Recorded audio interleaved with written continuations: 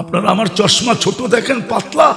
আমার চশমা পাতলা না, আমার ভিতরে মোটা লেন্স লাগানো আছে চোখে। আপনারা জানেন না কি লেন্স আমার চোখে লাগানো আছে, ওটা ডাক্তার জানে আর আমি জানি। আমার চোখের পানি শুকায় গেছে। আমি দুনিয়া ঘুরা কম কাঁদি নাই। আমি যুবকদের পায়ে ধরে বুঝাইতেছি, শুধু এমনি না, বলক যুবকরা, ওদের পায়ে হাত রাখা বুঝাই আমি ওদেরকে। আমি আপনাদেরকে পায়ে হাত রেখে শুধু শুধু বুঝাইতেছি না। আল্লাহ কিচ্ছু দেখবে না, আল্লাহ দেখবে শুধু ইসলামের রং আমার ভিতরে আছে কিনা। আল্লাহ দেখবে শুধু উম্মতে মুহাম্মদিয়া, আমি মুহাম্মদুর রাসূলুল্লাহর রং আমার শরীরে আছে। সক্রাটিসের বাড়ি আমি চিনি, আমি গিয়ে আসছি। সক্রাটিসের বাড়ির নিচে একটা মসজিদ, আরেকটা পাহাড়ের পদদেশে মসজিদ। ওই মসজিদ আমাকে কাদায় ছেড়েছে। দুটোটা জাদুঘর, একটা তালা লাগানো, একটা জাদুঘর। বসনিয়ার মসজিদ আমাকে পাগল বানায় ফেলছে। আমি 2008-এ গেছি বসনিয়া, গণহত্যার পরে সার্বিয়া আলাদের। বসনিয়ার মসজিদ আমাকে কাদায় শেষ করে ফেলছে। বিরান পোড়া আছে মসজিদ, কোন মুসল্লি নাই, কোন আজান দেনেওয়ালা নাই, অথচ নামের মুসলমান হওয়ার কারণে গণহত্যার শিকার হয়ে গেছে। ফিলিস্তিন আজকে দেখতেছেন আপনারা, আমি 15 বছর আগে 2 চোখে ফিলিস্তিন দেখে আসি। আপনি ফিলিস্তিনের মাটি চিনেন না, আমি মাটি চিনি। আপনি ওয়াদিয়ে খলিল দেখেন নাই, যেখানে ইব্রাহিম খলিল শুয়ে আছে। আপনি ওয়াদিয়ে মুসা দেখেন নাই, যেখানে মুসা আলাইহিস সালাম শুয়ে আছে। যে রাস্তা দিয়ে মুসা আলাইহিস সালাম শ্বশুর বাড়িতে আসতো যেত, ওই রাস্তা আপনি চিনেন, ওই রাস্তা আমি চিনি। আপনি মাদায়ান চিনেন না। আমি অহংকার করে বলতেছি না, ভিতরের ব্যথার থেকে বলতেছি। আমি বেলাল রাদিয়াল্লাহু তাআলা আনহুর বাড়ি 6 বার দেখছি। আপনারা চিনবেন না, ওলামারা চিনবে। ওই সমস্ত জায়গা আমাকে কোনোদিন কাঁদাইতো না। আপনারা উন্দুলুস চিনেন না, আবু আব্দুল্লাহ উন্দুলুসিকে। ওই উন্দুলুস আমাকে কোনোদিন কাঁদাইতো না। আপনারা কর্তবীকে চিনেন না, ইমাম কর্তবীকে, তাহলে কর্ডোবা আমাকে কাঁদাইতো না। আপনারা কসরুল হামরা চিনেন না, তাইলে কসরুল হামরা আমাকে কোনোদিন কাঁদাইতো না। যেখানে 700 বছর মুসলমান রাজারা যেই রাজপ্রাসাদে থাইকা স্পেনে রাজত্ব করছে, আমাকে যখন ওই কর্ডোবায় কসরুল হামরায় ঢুকতে দেয় না, তখন আমি জানি আমি কি বুক নিয়ে ফিরে আসছি। আপনাকে আমি কি করে বুঝাবো ভাই, হুজুর করি আমি কি করে বুঝাবো? আমাকে যখন কসরুল হামরায় ঢুকতে দেয় না, যেখানে 800 বছর মুসলমান রাজত্বরা, রাজাদের বিচরণ ছিল 700 বছর, ওই কসরুল হামরায় আমাকে ঢুকতে দেয় না।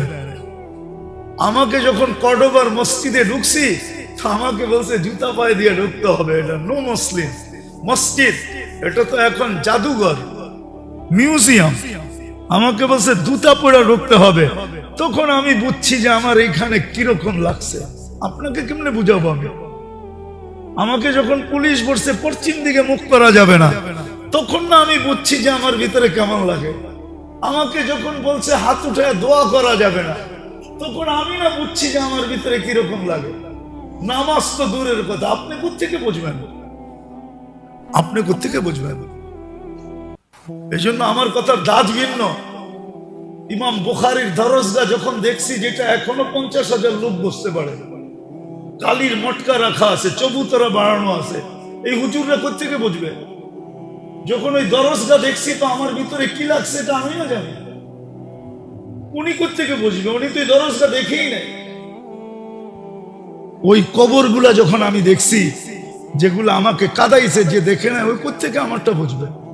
কি যাতনা বিষে বুঝি বেশি কিসে, কবু আসি বিষে ধ্বংসী নিজারে। আমার এখানে তো ধ্বংসন খাইতে খাইতে শেষ হয়ে গেছে। এই জন্য আমি আপনাদেরকে এইভাবে বুঝাইতেছি। মেরে দোস্ত, আল্লাহ রং দেখবে, রং, ইসলামের রং আছে কিনা এটা দেখবে। কতটুকু দরিদ্র এটা দেখবে না। তাইলে রাবেয়ার বাড়ি আমাকে কাঁদাইতো না। তাইলে নাসিরউদ্দিন আলবানীকে আপনারা চিনেন না, হুজুররা চিনেন, এর গ্রাম আমাকে কাঁদাইতো না। নাসিরউদ্দিন আলবানীর কবর আমাকে কাঁদাইতো না যে নাসিরউদ্দিন তোমার বাড়ি কোথায় আর তুমি শুয়ে আসো কোথায়। ওনার কবর আম্মানে, জর্ডানের রাজধানী আম্মানে, আর ওনার বাড়ি হলো আলবানিয়া। ওনার গ্রামে যখন গেছি, আমাকে যখন বলতেছিল কারগুজারি যে একদিনে 5 লক্ষ মুসলমান খ্রিস্টান হয়েছে, তো চিৎকার কি পরিমাণ আমার বাহির হয়েছে আর চোখের পানি আমার জোরছে আমি না জানি। আমি নিজেকে কতটুকু অপরাধী মনে করছি আমি না জানি যে তুই এতদিন পরে আলবানিয়া কেন আসলি। তুই যদি আরো 100 বছর পরে আগে আলবানিয়া আসতি, 200-500 বছর আগে আসতি, হতে পারতো তুই আলবানিয়ার কিছু মানুষকে বাঁচায় নিতে পারতি। তুই এত দেরি করলি কেন? আমি না জানি যে আমি আমাকে কতটুকু বৎসনা দিছি। আপনারা আমার দিলের ব্যথা বুঝবেন করতে কাজ। এই জন্যই তো আমি কাঁদি যে আমার জাতি যদি বুঝতো, রব্বে কাবার কসম, আল্লাহ আমাদের রং দেখবে যে ইসলামের রং কতটুকু আছে, উম্মতের রং কতটুকু আমার ভিতরে আছে। আমি চষা ব্যক্তি, দুনিয়া চষতে চষতে চষতে চষতে আমি একটা পর্যায়ে চলে গেছি, নাইলে আমি এই রাস্তায় আসার কথা ছিল না।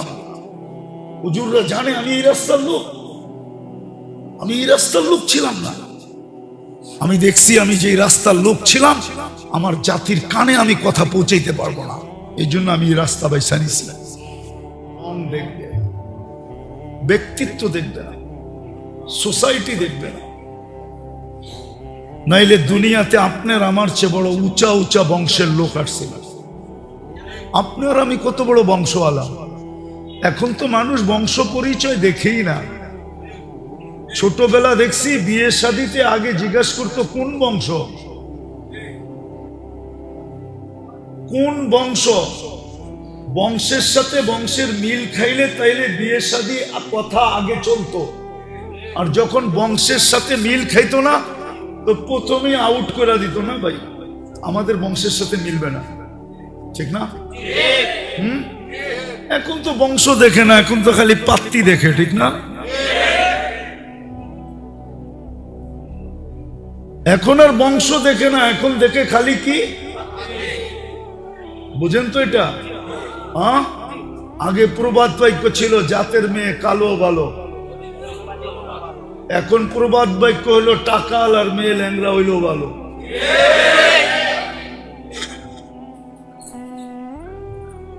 আগে মানুষ অন্যটা দেখত, ঠিক তদ্রূপই, ঠিক এরকমই আল্লাহ যদি বংশ দেখতেন তাহলে বড় বড় বংশওয়ালা দুনিয়াতে আসছে না, আসে নাই? কুরাইশি কি আপনার থেকে ছোট না আমার থেকে ছোট? দুনিয়ার কোন বংশের থেকে ছোট? কুরাইশ। জিবরিল আলাইহিস সালাম বলছে কাল্লাবতুল কাবাইলা কুল্লা মা ওয়াজাদতু আশরাফা মিন কুরাইশ। দুনিয়ায় কুরাইশের চেয়ে উত্তম কোন বংশ আল্লাহ তৈরি করেন নাই। যদি সোসাইটি দেখতেন যে গুলশান, বনানী, বাড়িধারা, ধানমন্ডি, প্যারিস আর নিউ ইয়র্ক আর লন্ডন আর সন্ডন, যদি আল্লাহ দেখতেন মক্কার চেয়ে উত্তম কোন জমিন আল্লাহ তৈরি করেন নাই। যদি আল্লাহ ব্যক্তিত্ব দেখতেন, আপনার ব্যক্তিত্ব কি আর? দুনিয়ায় বড় বড় ব্যক্তিত্বওয়ালা ব্যক্তিত্ব ছিল, চিনেন? ইতিহাসের পাতায় কয়জনকে আপনি চিনেন? রাগ হয় না কিন্তু, ইতিহাসের পাতায় বড় বড় ব্যক্তিত্ব ছিল। ইতিহাসের সিস্টেমই হলো আমরা ছোটবেলা যেই কবিতা পড়ছি এখন একটাও নাই, আছে নাকি? ওগুলা সব বাদ দিয়ে এমন কবিতা আইছে, কবিতা পড়লো ওইটার জন্য আবার একটা কবিতা পড়তে হয় যে এটা আবার কবিতা নাকি? না ছন্দের মিল, না নাইলের মিল, না কথার মিল, কোনো মিলশিল নাই। ছোটবেলা তো একটা মিল ছিল, ঠিক না? বাঘ বাকুম পায়রা হইলো একটা মিল ছিল, ঠিক না? পিপিলিকা হইলো একটা মিল ছিল, পিপিলিকা পিপিলিকা দল বল ছাড়ি একা, মিল ছিল, ঠিক না? এখনকার কবিতার কোনো আগাও নাই মাথাও নেই। আমরা ছোটবেলা যেগুলা ইতিহাসে পড়ছি যে নামগুলা, এখন ইতিহাস টুকাইলে একটার নামও পাওয়া যায় না। অথচ বাংলা কত সন,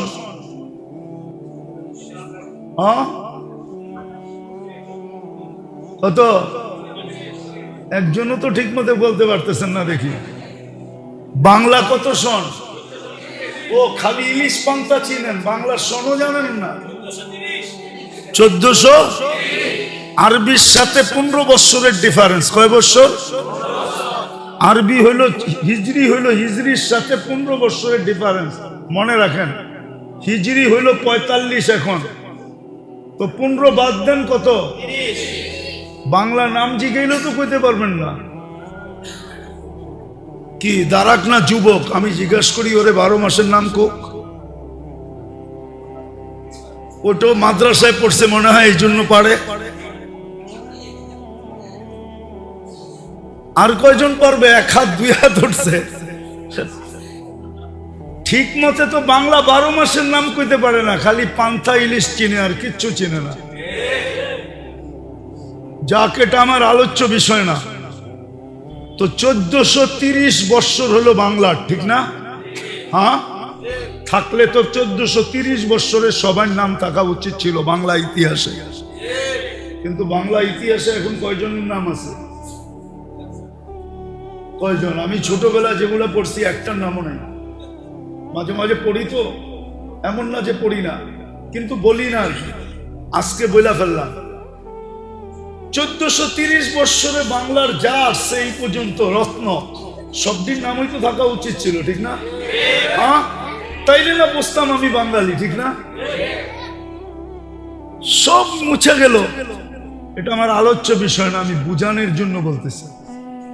আপনার কত বড় ব্যক্তিত্ব, ইতিহাসের পাতা খোঁজা দেখেন কত বড় বড় ব্যক্তিত্ব ছিল। কবি তো শুধু শুধু লেখে নাই, আজল নে না ছোড়া কেসরা না দারা, उसी से सिकंदर सा फाते भी देहारा, हर एक लेके क्या क्या हसस सुधारा, परा रह गया यही ठाट सारा। শুধু ঐতিহ্য আছে, ঐতিহ্যওয়ালা একজনও নাই। ব্যক্তিত্বওয়ালা একজন ব্যক্তিও নাই, শুধু এদের কিছু ঐতিহ্য আছে। বিক্রমপুরওয়ালাদেরকে মুন্সিগঞ্জ বললে চেতা যায়। আসেননি কেউ মুন্সিগঞ্জের? মুন্সিগঞ্জ কইলে চেতা যায়। কামগো বাড়ি মিয়া বিক্রমপুর, ঠিক না? হ্যাঁ, জিলা মুন্সিগঞ্জ বললে চেতা যায়, বিলকুল বিলা বিলা খায়া যায়। কামাগো বাড়ি বিক্রমপুর, ওনাদের বাড়ি যে বিক্রমপুর হইলো কার নামে? রাজা বীর বিক্রমের নামে।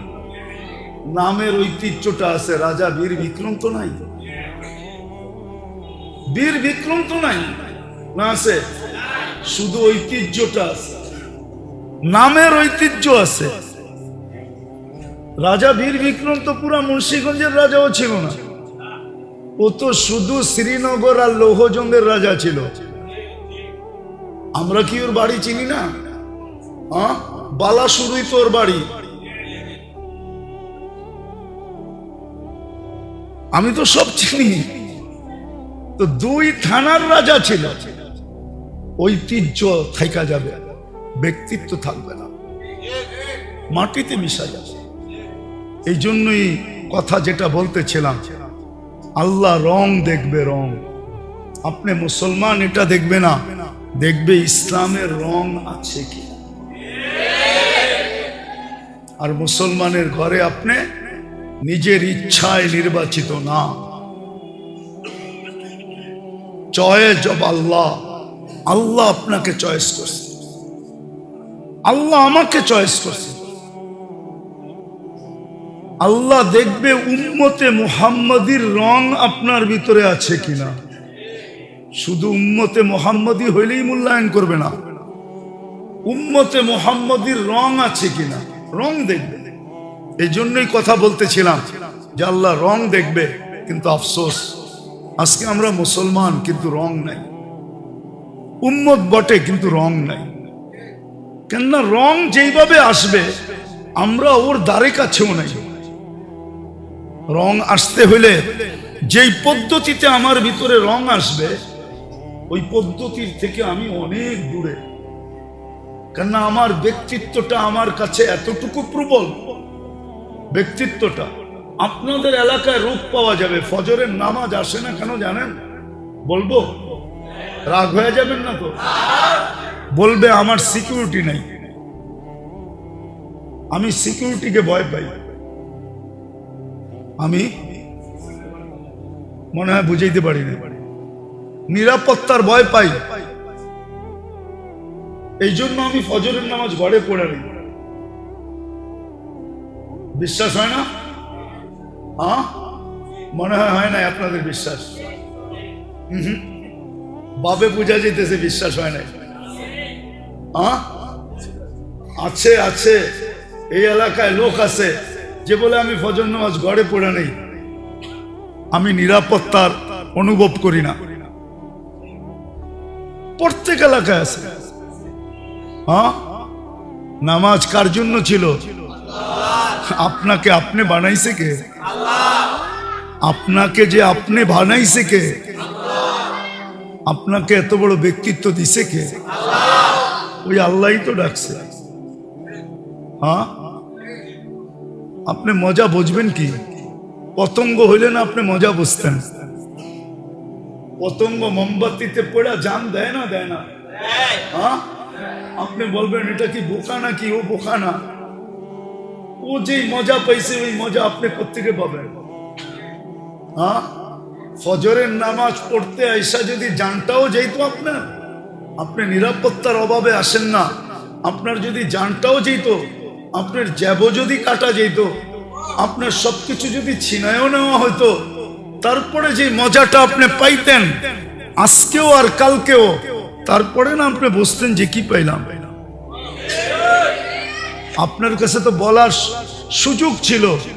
কবরে যাওয়ার পরে যদি জিজ্ঞাসা করতো কি নিয়ে আসছো, তো আপনি তো বলতে পারতেন কি নিয়ে আসছি। এটা জিজ্ঞাসা করো কেন? এটা জিজ্ঞাসা করো তোমাকে অধিকার দিল কেন? কে? বলো আমি কোন জায়গায় যাইতে যায় চলে আসছি এটা জিজ্ঞাসা করো আগে। কার ডাকে সাড়া দিয়া চলে আসছি এটা জিজ্ঞাসা করো আগে। কি নিয়ে আসছি কেন জিজ্ঞাসা করো। বলেন, কেউ যদি মসজিদে সেজদায় মারা গেল, কবরে যদি ফেরেশতা জিজ্ঞাসা করলো, আল্লাহ যদি জিজ্ঞাসা করলো কি নিয়ে আসছো, তা আল্লাহকে তো জিজ্ঞাসা করতে পারে যে কোন জায়গার থেকে আনছেন আগে এটা বলেন। মনে হয় বুঝাইতে পারিনি? মনে হয় আমাকে কোন জায়গার থেকে উঠাইছেন এটা বলেন। আল্লাহ বলবে আমার ঘরের থেকে। তো আপনার ঘরের থেকে উঠাইছেন আবার জিজ্ঞাসা করেন কেন কি নিয়ে আসছি? আপনার ঘরের উপরে আছে কি এটা বলেন। থাকলে ওইখানেও ময়রা দেখাইতাম। আপনার ঘরের চেয়ে তো উত্তম কোনো জায়গা নাই, ওইখানেই তো ময়রা দেখাইলাম। আপনি জিজ্ঞাসা করতেছেন কি নিয়ে আসছি।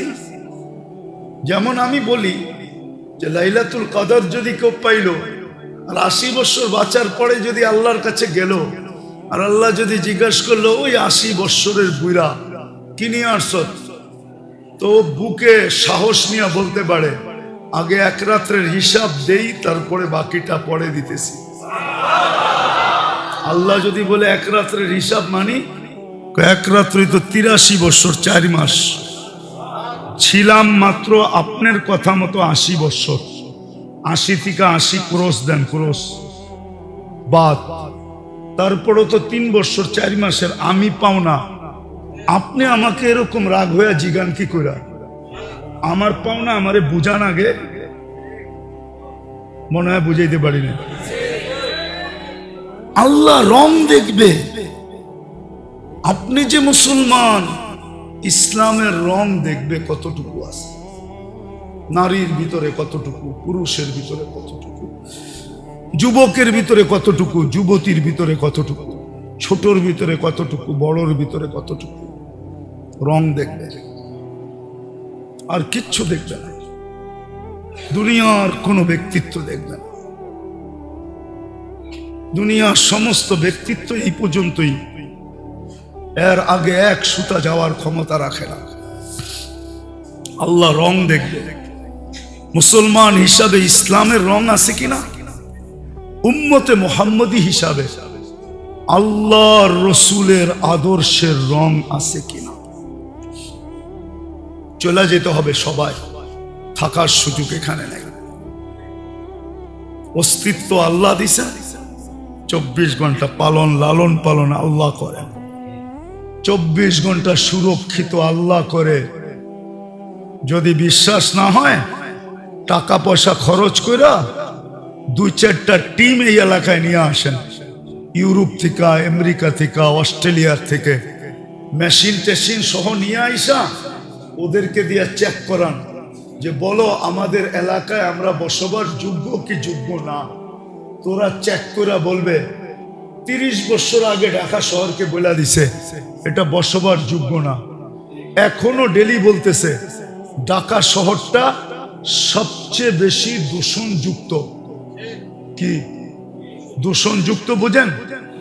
সবচেয়ে বেশি দূষিত। কিন্তু তার সত্ত্বেও আমরা বেঁচে আছি। আজ পর্যন্ত দুনিয়া অক্সিজেনে কোনো দূষণ পায় না। পরিবেশে দূষণ আছে, কিন্তু ওই ইসলামপুরে দাঁড়াই আপনি অক্সিজেন নিতেছেন। ইদানিং যাই গেছেন ইসলামপুর? হ্যাঁ, কবে গেছেন? প্রতিদিনই যান। 4টা 6টা 12টা করে রাস্তার যে অবস্থা করে রাখছে, বৃষ্টি হইলে যেই সুন্দর আতরের ঘ্রাণ বাহির হয়, ঠিক না?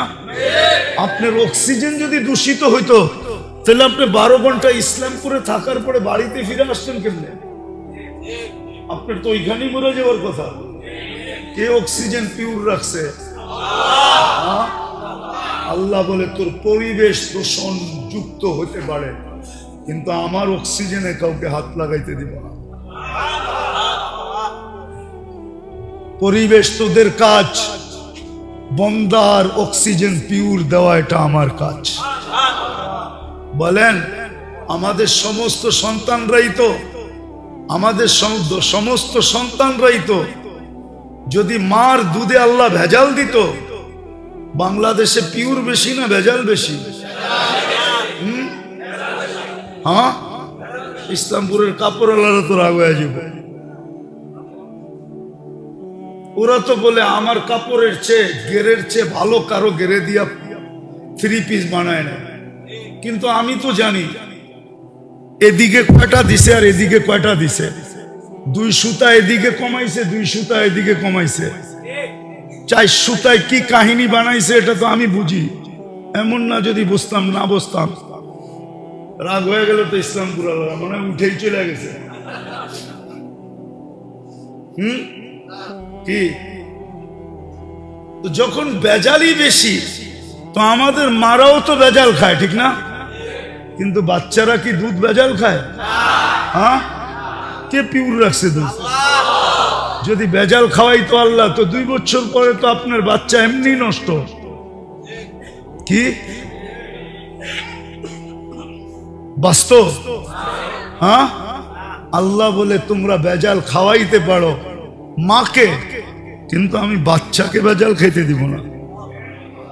আমি বাচ্চার দুধ পিওর রাখবো, পিওর। এটা আমার কুদরতের সিস্টেম। বেজাল আসবে কিন্তু চতুর্দিক দিয়া ঘুরবে, কিন্তু আমি মার দুধে ছোঁয়া লাগাইতে দিব না। তো যেটা বুঝাইতেছিলাম মেরে দোস্ত, আল্লাহ আমাদের শুধু রং দেখবে, বাকি যত কিছু আমাদের ব্রেন আমাদেরকে বুঝাইতেছে এটা একটাও দেখবে না। না ব্যক্তিত্ব দেখবে, না দুনিয়ার কিছু দেখবে। আল্লাহ দেখবে মুসলমান হিসাবে তুমি নির্বাচিত, ইসলামের রং দেখাও। রং তোমার কাছে আছে, আমরা তোমার ব্যক্তিত্ব দেখব না।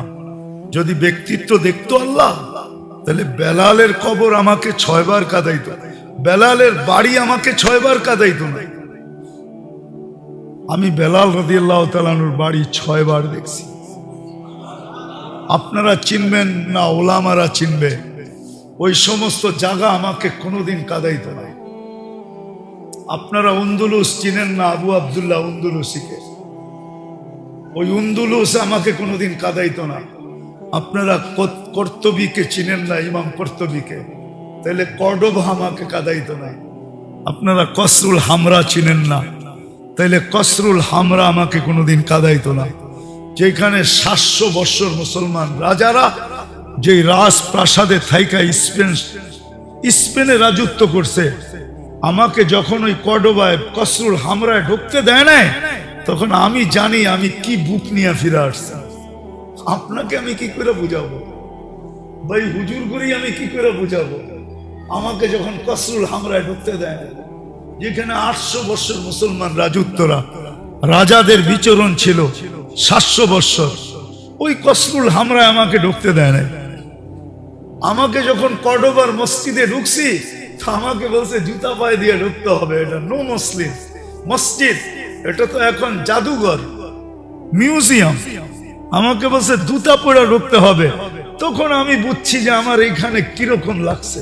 আপনাকে কেমনে বুঝাবো আমি? আমাকে যখন পুলিশ বলছে পশ্চিম দিকে মুখ করা যাবে না, তখন না আমি বুঝছি যে আমার ভিতরে কেমন লাগে।